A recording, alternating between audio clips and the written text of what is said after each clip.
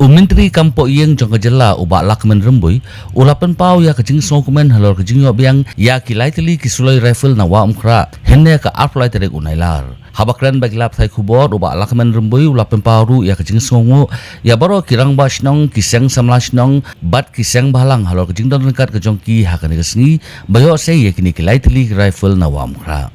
The three rifle have been snatched by unknown person. But I'm very happy that with the cooperation of the village Daba, the cooperation of elders,